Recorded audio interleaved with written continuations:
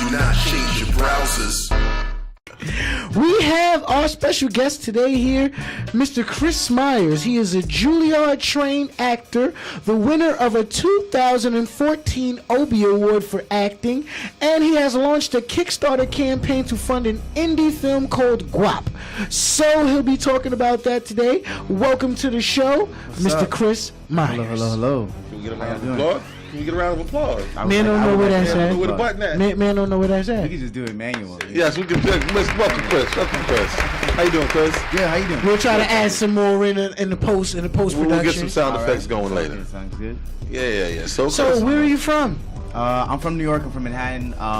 I was born on the Upper West Side. My family is all up in Harlem, some in Washington Heights.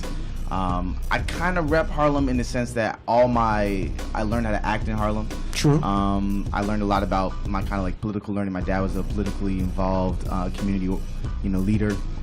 So I learned a lot of that stuff from him. So I rep it a little bit, but mostly, I grew up on the Upper West Side. But the reason why I'm writing Guap is, I'm in a rent control department.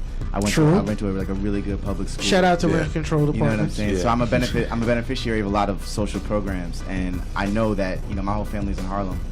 So I can't really say that I'm from there, but I know that like I got lucky in a certain kind of way with all the kind of stuff I was brought up just having, and that's part of what Guap is about actually. Okay. What do you have? Okay.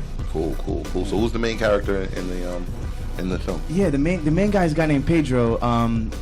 He's basically like a bad drug dealer. Like, Okay. I don't know if you know any bad drug dealers. Like, He's just not good at his job. Wait, Yeah. I know bad drug dealers. Yeah, man. man, He get the package money and then smoke weed and lose it all. Yeah, exactly. Gamble with it on a Friday night. Now he ain't got no. Yeah, it's just like no hustle. Like, you gotta really go hard if you're gonna live that life. Yeah. Like, Yeah.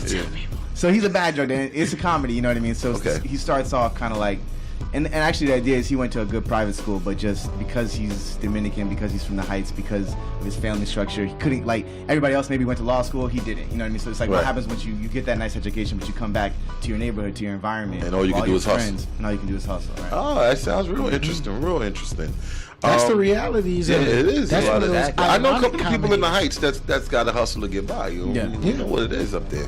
I know It's some real. people that it was actually enforced and impressed upon them because it was generational. Generational is like this is the family business. School, nigga. Let me catch you with a book. Right.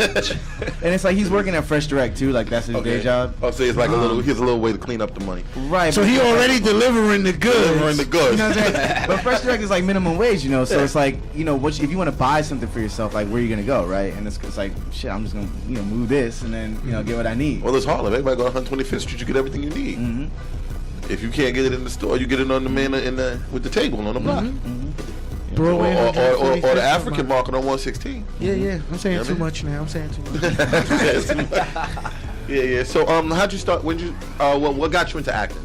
Acting, wow. It was an accident, really. I mean, I went to Harlem School for the Arts. Okay. I was originally trying to be a comic book artist. I was a kid. I was like 11. I just thought that was a cool Drawing thing to do. comics. Yeah, and I looked over at my buddy one day, and I realized he was like 10 times better than me. Like, I had been nice, and then I realized one day he just clearly like figured something out, right? So I was like, well, this ain't gonna work out because clearly I'm trash, right?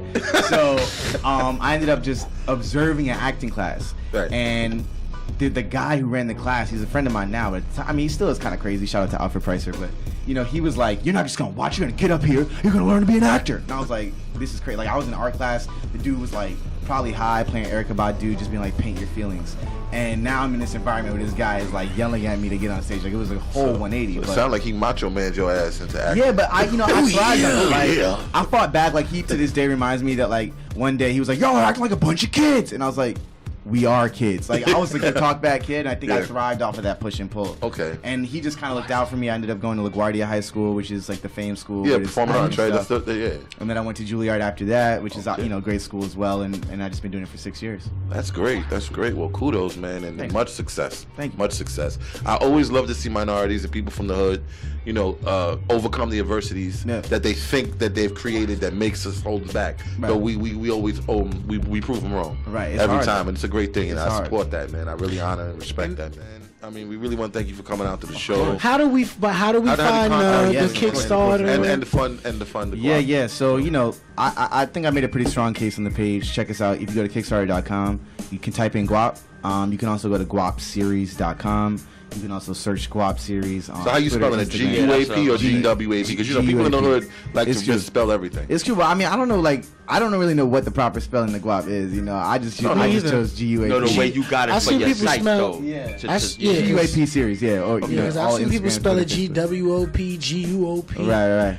It's one of those words that's phonetic. You just spell it the way it sounds to you. Right, but check it out. Like, there's a video, there's a pitch. I show, you know, what the series is about, you know, what every dollar is going toward. Right now, we're sitting at about 33%. We're about a third of the way there. We need $20,000, but we have like 25 days. So, we're chipping in some rewards, you know, T-shirts, bags. You gotta grind. Well, we're gonna put you up on our we're gonna put you up on the so site that we can try to assist with that. Awesome. You know, so we can push that forward. But how do they find you? You can find me. I'm at Chris Myers Inc. Like incorporated. Chris MYERSINC.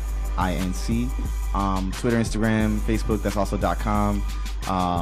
Yeah, I'm pretty heavy on social media, so like I like to talk about politics a lot. I heard you guys earlier talking about politics, social justice. I'm trying to liberate my people, and you know it's interesting because I'm not Dominican, but gentrification is a social issue that I really do think affects us all, whether you're on one side or the other. Yeah. It's like you got to know if you're on the receiving end, you got to know how to fight back, you know. And I'm actually preparing a document that literally says ways to fight back. You know, it's hard, but if we all together, people power, we can do it. Do not change your browsers.